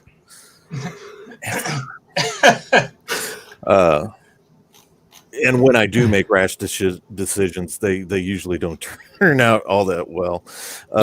This is getting back to the Akira. This is the 35th anniversary edition that came out in 2017. It is still available on Amazon, unfortunately. Not for It's now- sale. It's now $2. It's still on sale, Okay. just not as on sale as I got it. Oh. Oh. So yeah. I mean, I can look it up and post it in the comments, but how much is it going for right now?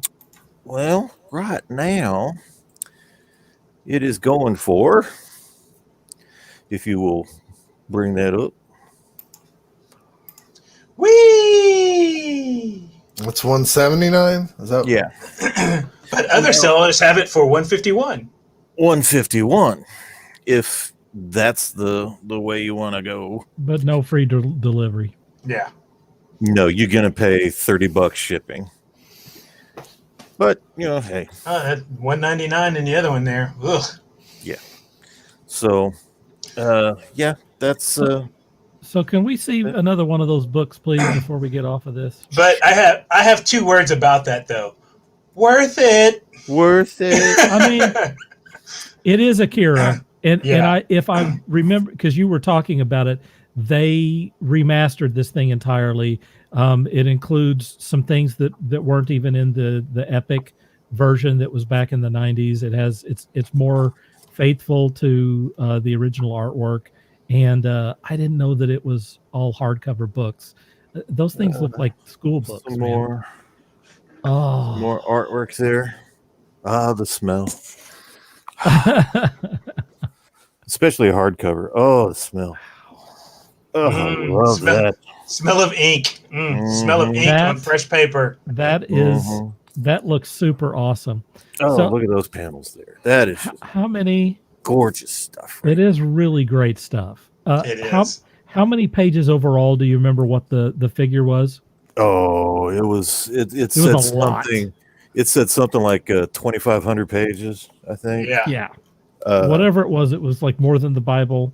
But one of the things that I wanted to point out, it comes with a patch, which great. I'm sure I'll not. I want a Highlander katana. Uh-oh. Is he locked up? But it also comes with the Akira Club. Whoa, what is that? What is the Akira Club? This is Tell me more. But wait, there's more. This is basically just an art book of Akira with sketches. It looks like some cell stuff from the show, from the movie. Some. Man, I don't really want you to die, but I sure want that. We may have the people who produced this should have sent one of these to us. They are getting some great advertising here. I've been a huge fan of Akira since obviously way back when. Of course, being a nerdy American, I was introduced to it through the anime, and later saw the graphic novels, but they were always so expensive. Yeah, and I did not have a job that provided me with enough money to afford it. For real, man. Like when Epic started bringing them out, I think they were like $3 something an issue, which then that was expensive. Now that's like the norm. Pretty steep.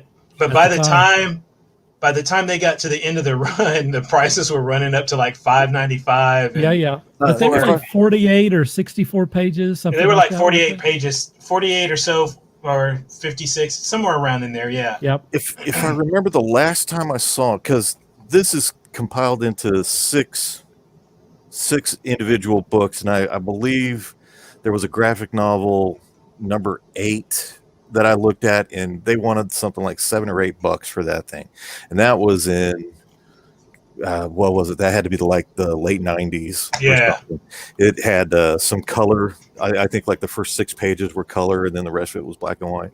And I mean, they looked fantastic, and I wanted them so bad. But again, with everything else that I was purchasing at the time, it just there was no way. The one thing about the Epic prints, and I may have said this last week, is that was the first time that computer coloring was used for any comic book. And so if you really... it's beautiful. Yeah, it's beautiful. And it's pretty rudimentary compared to what's done now, but it still looks good. Still looks really good. It holds up today. Still holds up. Who did the coloring on that? That's a good question. It was a big deal. Steve Olaf. Olaf, that's right. It was Steve Olaf. I had to think about it, but I got it. Kennedy says he first watched it on video when it was released in Japan. A friend ordered it, and he drove in a snowstorm to watch it. My first watching of Akira was connected to Mike. I went over to his house. He had a bootleg copy. This was back in the late 80s. And he showed it to me from beginning to end. I mean, this was back in the late 80s, folks. It did not have subtitles on it. It was not dubbed. You people now who get this crap, 2 weeks after it's released and it's dubbed and it's ready to go. Yeah. I watched Akira in Japanese. And by the way, I do not speak Japanese, and was still completely blown away. I was like, definitely, by the end of that thing, the music and the visuals on that thing, my God, I forgot how many was frames. Amazing. Even if I couldn't understand what was going on there, it was stunning. It was watching. Thanks to Mike for showing that to me, by the way, way long ago. there's the big controversy over whether or not it was shot in what 24 frames. The whole movie was shot in 24 frames, and it's not. There are certain sequences. They have sequences that look amazing, and they're absolutely fantastic. But yeah, that soundtrack. It was that beautiful. soundtrack is so good. Yeah. It is spectacular. That was honestly the I weird and would so say the gateway immersive anime for a lot of Americans. Oh yeah, definitely. Yeah. And it's one of those things where, like, if you see it on video and you get it, and if there's a Japanese version on the DVD, which I'm pretty sure there is, after you've watched it in English and you know the story and everything, go back and watch it in Japanese, because the animation, it's one of the few anime movies where the mouths, like, actually, if you knew Japanese and had the sound off, you could read their lips, like literally read their lips and know what they're saying. That's how intricate the animation is on that. I believe there is a 4K restoration that is being offered right now for pre-order. Actually, it might already be out by now, but I know that it's at least coming up. So I would love to see that in the theater. I believe that is preceding the release of the Blu-ray. I can say that I have seen it in the theater, and yeah, it's great. That would be a cool movie to see in the theater. Let's go to Scott. So what are we talking about now? On Blast. What we acquired? Yes. Yeah, just not acquired, but I mean something you watched or you read or you've played. I have like one issue left of the Teenage Mutant Ninja Turtles series by IDW that was suggested to us by Joe Roberts. Yeah. Many moons ago. So Volume 3's been pretty awesome. Who is making noise? I don't know. The crushing plastic. It might be Walt. It don't matter. I'm through that. I'm almost through that, so that's good. Playing games, played some Marvel Champions board game, actually with like a person live in person, in almost like the before times. So that was pretty awesome. That's a cool cooperative deck building game where it's you versus the AI of the game itself, and we took down the Green Goblin. He was Captain America. I was Spider-Woman. So each deck's really unique and stuff. It's a really fun game if you haven't tried it. It's a card game. It's what they call a living card game. Okay. So you can buy the starter set, and it has like 5 decks in it, and then it comes with some enemies to fight, like Claw, Ultron, and Rhino, and then they come out with expansion packs. Holy That's cats. me. What That's me. was Sorry. That was me. Sorry. It also comes out with expansion packs, so if you want to play the Hulk and it comes out, you can buy it, and if you don't, you don't have to. Every expansion deck also has some other cards, and if you don't like how the cards are built or the decks are built in the opening set, you can actually, about half the deck is unique to the hero, and the other half you can you can change up and make them, change them if you want. So it's a cool game, especially like during the time where you can't get together with friends. You can also play it solo, and it works pretty well on that. Also got to play a game of Everdell with me, Jennifer, and a person like the before times. If you haven't played Everdell, it's wonderful. Everdell is wonderful. You guys played that with me. It's a little that was one of city my building favorites game, worker replacements. It's pretty amazing. I would like to play that right now. Everybody we've shown it to loves really it good. and wants to buy it, and it's a beautiful game. I think fun. I've shown it to like every friend, so we can finally play with the expansions. Pretty easy to play. It doesn't take long to pick up. The other thing I just acquired just moments ago was 3 packs of Black Hole cards, and as soon as I get them in, you guys are going to eat the gum on this show. I will. I will do it.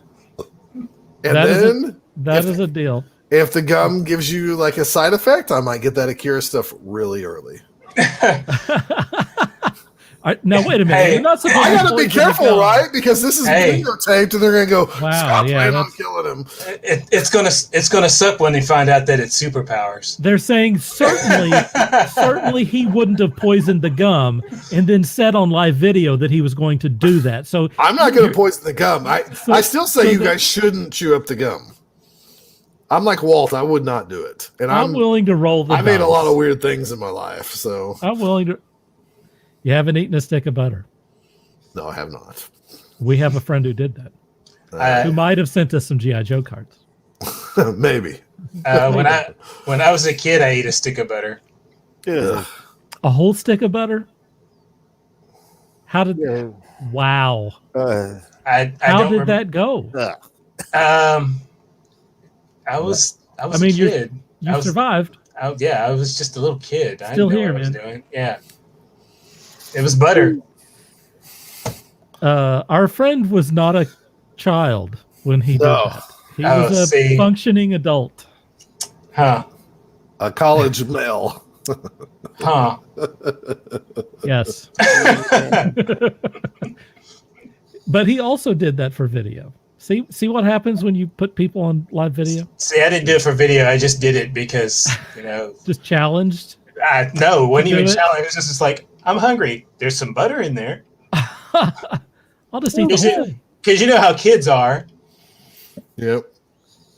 Did you put some yeah. sugar or cinnamon on it or anything? No, I was a or- kid. I just grabbed some butter and just, Yeah, leave him alone. He was a child. Do you eat it like a popsicle? Like you leave the paper on and pull the All right. paper off and bit into it. all right. Please give us an upvote if you like that story. Steve says still have Mike McFarlane Kaneda figure and his bike. Best Yeah, anime they made some ever. good figures. Yeah, everybody still rips that bike scene in every cartoon Oh, to this day. yes. They rip that bike scene. I mean, it's in Teen Titans. Yeah. I saw it in a Batman movie, animated movie. Everybody rips it. So true. I don't think there's anything animated that it hasn't appeared in. Right. Everybody rips that scene. I mean, yeah. It's So like Shell's talking about Flux Marvel Edition. Flux Marvel so, Edition. Do you know what that is, Scott? Well, not the Marvel Edition. Flux is a game where you draw a card and play a card, and the rules constantly change. So I could play a card that says draw 5 cards and play 3 cards, or play 3 cards and discard 3 cards. So everybody then, until the rules change, That sounds things kind of go fun. crazy. And then the one I have is the regular show one. And so if you get 2 matching characters, like if you get Rigby and Mordecai, it's automatic win. So if I can play both of those in front of me, then I win the game. So I would say it's okay if you're a light gamer. You're never, ever, ever going to hear me go, y'all want to get together and play some Flux? Because I'm just not going to do it. I just rather play something heavier. It's not like it's a bad game. And to show that it's not a bad game, there was just Flux. And I bet you there's 30 different editions of that game. There's like Doctor Who Flux. There's I think there's a Star Trek one. There's a regular show one. There's a Marvel one. There's a Stoner Flux. There's a Monty Python's Quest for the Holy Grail Flux. So it's had a lot of reskins and stuff. And we sell them constantly to this Sounds day. fun. Well, it's a good intro game though. Like you can just shuffle up. You know how like you could do with Uno or Skipbo. Like you might not get your mom to play. Like Everdell because it looks complicated and they'd have to think. But you can go, oh, you can play this game. It's like Uno, and they go, oh, okay. And then and then you draw them, and then they have fun with it. So it's a good intro game, a good gateway game to get them into other gaming. So not bad at all. Like I said, I kept my copy. If I hated it, I wouldn't keep my 1 copy. So I just don't need different versions of the same game for Flux. Cool. Good light game. I watched a movie called The Vast of Night. It is right now it's an Amazon original, and it is on Amazon Prime if you happen to have that. It is a movie that's set in the 1950s, and it has a framing mechanism that is like the Twilight Zone. And the whole episode is pretty much like a Twilight Zone episode that runs for an hour and a half. The script, the dialogue in this movie is excellent. The two main actors are also excellent. And the director, who has never done this thing before ever, he's never directed a movie, does these exceptionally elaborate long shots where he has to block all of these actors and stuff, for like 5 minutes or something. I mean, it's extraordinary. And yet he also has long, shots where he focuses in on these people and allows them to kind of breathe and act and builds up the tension and that sort of thing. It's an excellent, the directing is excellent on it. The cinematography is very unusual. It's done by a veteran cinematographer, which lends a lot of kind of ambiance to this thing. It's kind of a dreamy type show. This is not, like this incredible plot or anything, but it will reward you if you have not seen this movie. It's a pretty good, well-paced movie. If you need stuff to be paced like TikTok, you're not going to like this movie. So if you're, if you're the type of person that likes roller coaster ride movies and that sort of thing, do not watch this movie. But if you do like movies that are, kind of slower, has really great acting, really great dialogue, and is kind of a creepy Twilight Zone type thing, this is a movie that will reward you for watching it. I really enjoyed it. I did a full review on this movie on both Quora and on Medium, and I will put a link to it in the notes for the show on YouTube and Facebook. So that's my deal. You also saw Phantasm for the first time. You just now saw Phantasm for the first. In that movie, like, never seen it. So bad, and you're like, what the hell? This is goofy. There's talk of reviving that series of movies, Phantasm. I mean, they had the little people in it, and then the tall man's walking. It's just so bad. I enjoyed Phantasm. I thought it had a really unique feel to it that reminded me of that reminded me of some other, like reminded me of the second. I want to say Walking Dead. The second night. What is it? Dawn of the Dead. It reminded me of Dawn of the Dead. Night of the Museum. No, it reminded me of the kind of the feeling of Dawn of the Dead. I thought it had a really unique feeling to it. I didn't hate all the weird stuff. I wish that they had leaned more into the weird stuff. Actually, I would have liked to have seen more of the Jawa people and the I saw it within the last 6 years, and I would have liked to have seen a lot more of those balls with the spikes go into people's head. That would have been really cool. But maybe I get that in the other films. But I remember being scared to watch it. Like Scott. I didn't hate it. It's just like a product of its time, really. Like, more than anything, I was mad that little Scott was scared to watch that movie, to have nightmares. And then when I watched it like 6 years ago, and I was like, you thought it wasn't that scary? This is. Hey, Scott, I was the same way with Jaws. So, I didn't see Jaws until I was in high school, and I was like, I was scared of this. So, Mom and Dad took me to the. Thank you for chiming in. Wants to know if someone is asleep. Is there someone who was sleeping? I'm pretty tired. She says, "Oh, okay." Yeah. Some of us got on here like right after getting. Yeah, just kind of doing overtime here, and we do appreciate it. People who just got off work and then came over here and did 2 hours on this thing. Something I did get to see also, though, by the way, I saw Wonder Woman, and I didn't hate it as much as Scott did. Okay. Just saying. I think that Wonder Woman was a middle of the road superhero movie that if we had gotten it in 2000 instead of 2020, it probably would have gone over a little bit better. I think that maybe maybe Patty Jenkins is the new what's his name, singer, Bryan Singer. Well, that's which is not a compliment. Much. I'm just saying that Bryan Singer was really great at giving you an average superhero movie. It wasn't trash, but it also wasn't so great. It was about a D. It was like a D- to a C Yeah. maybe a C plus on like maybe one of those movies he did. Like maybe the original X-Men movie was a C plus, and then I would say the original X-Men movie was a step in the right direction, and then it started going downhill from that. Well cast, kind of well different, cast.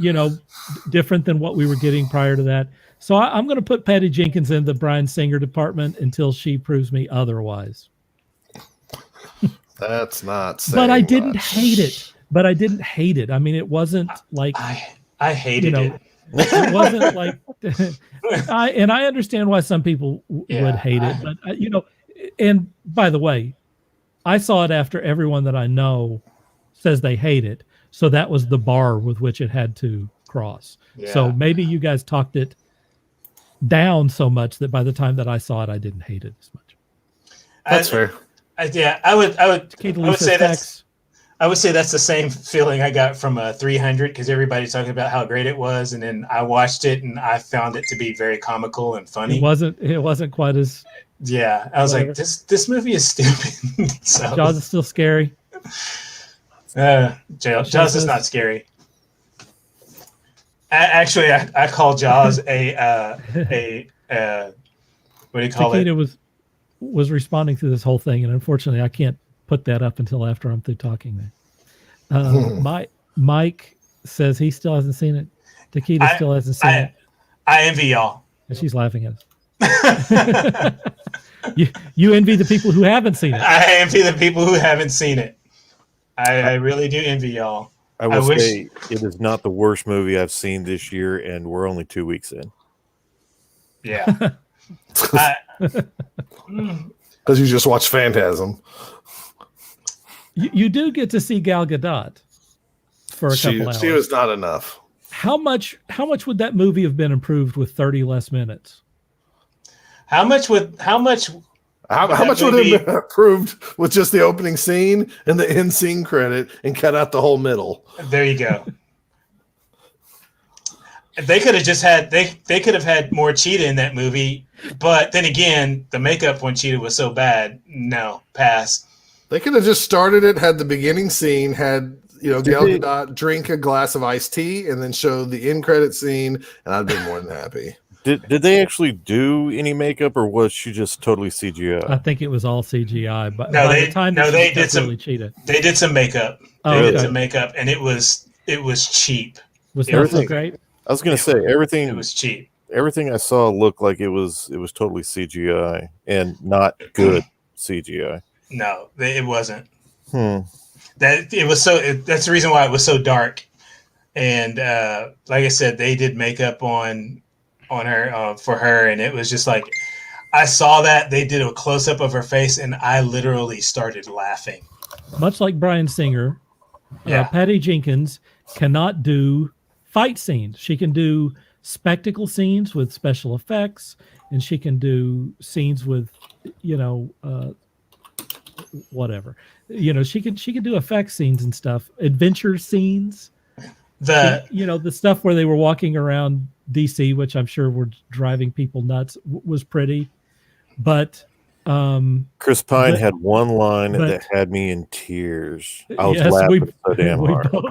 We laughed a lot on that line. I could not stop laughing. But fight scenes are terrible. The one at the White House. Fight scenes are not good, man. Oh, it was. Bring in an action director like Chad Stahelski. It was so painful to watch. Look up Chad Stahelski. That guy can direct some action. How about the Russo brothers? The Russo brothers, yeah. They know how to do action. Fighting. It's a damn superhero movie. You have to do fighting. What's his name that did G.I. Joe Retaliation? You could get him to do fight scenes. I mean, honestly. Anybody else? Thank you. Who did the raid? Oh yeah, that guy. Oh yeah, that guy's one of the best action directors on the yeah. From Indonesia. No, actually.